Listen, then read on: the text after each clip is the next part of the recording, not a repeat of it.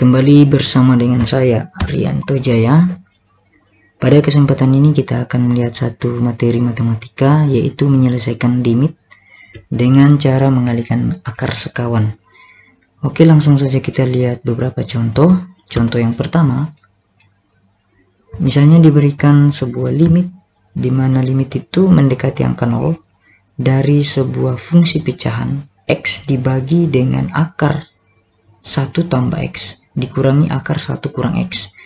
Nah, untuk menyelesaikan soal seperti ini, terlebih dahulu kita harus menguji apakah nilai limit tersebut tak tentu atau tertentu dengan cara mensubstitusi nilai x ke dalam fungsi tersebut. Kita langsung saja mengganti setiap nilai x pada fungsi pecahan ini dengan angka 0, dan hasilnya adalah 0 per 0. Tentu ini tidak diperbolehkan di dalam limit, tidak diperbolehkan dalam limit. Maka itu kita harus melanjutkan soal ini dengan cara mengalihkan akar sekawan. Seperti apa mengalihkan akar sekawan dari sebuah limit itu? Kita langsung lihat.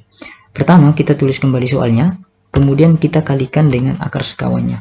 Kita ambil akar sekawannya itu adalah yang ada di penyebut ini, yang ada akar-akarnya. Nah, ini kita ambil kembali.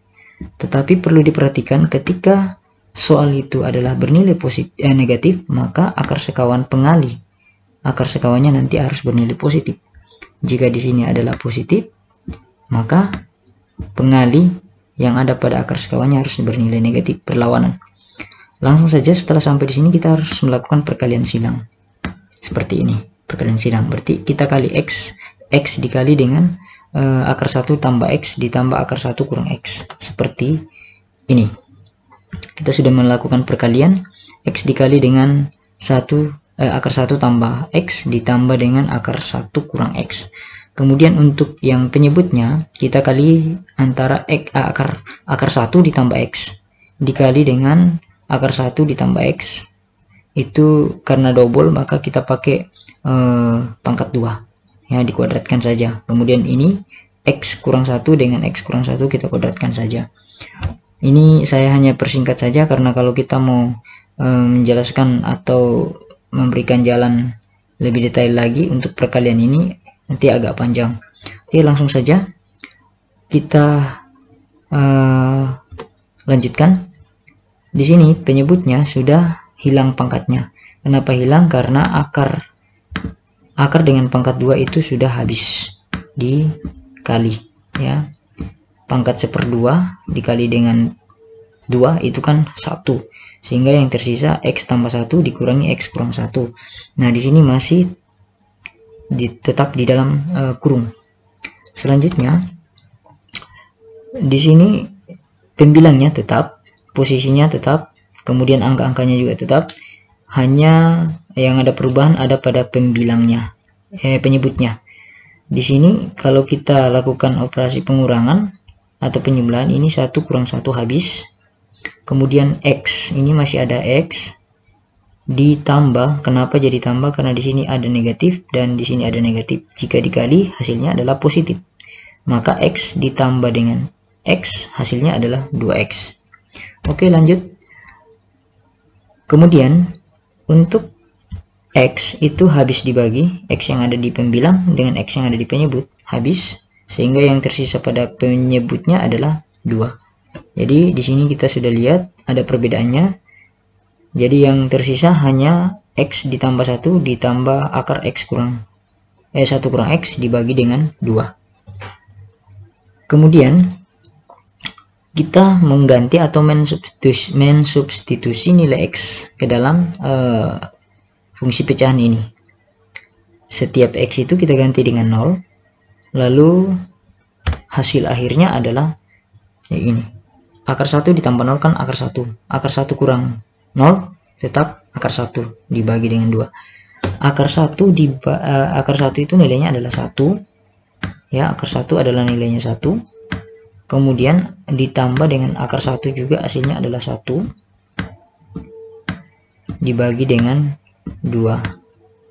Berarti 2 bagi 2 adalah 1. Jadi nilai limit daripada x mendekati 0 untuk fungsi pecahan ini hasilnya adalah 1.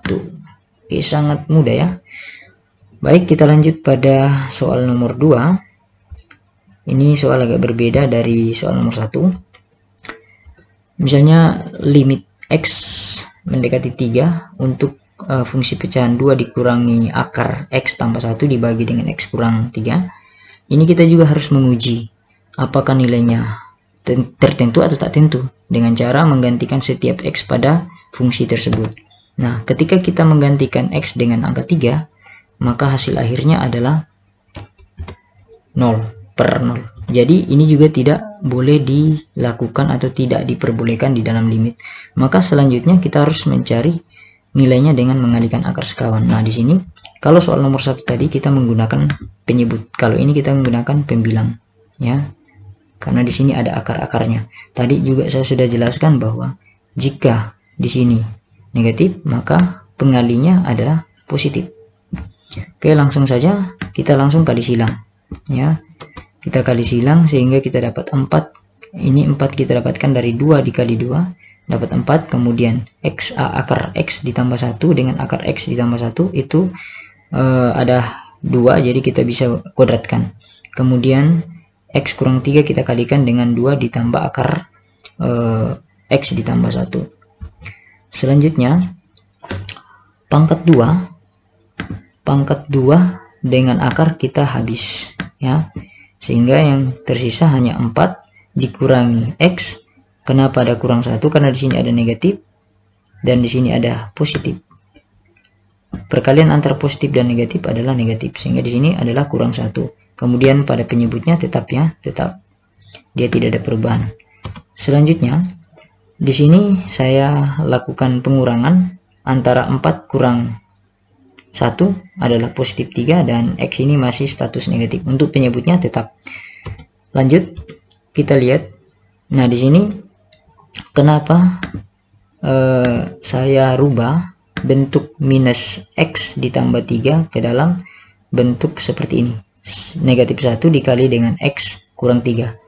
Saya buat seperti itu supaya untuk penyebutnya kita dapat bagi.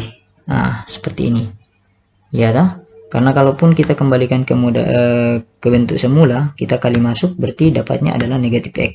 Dapat negatif X di bawah, kemudian kita kali negatif 3 dengan negatif 1, kita dapat positif 3. Jadi tidak ada masalah. Ini hanya berubah bentuk sehingga kita dapat menyederhanakan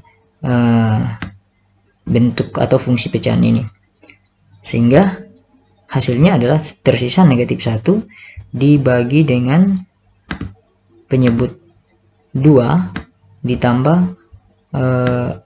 akar X ditambah 1. Selanjutnya kita tinggal mensubstitusi nilai X ke dalam fungsi pecahan tersebut, menggantikan setiap X pada fungsinya.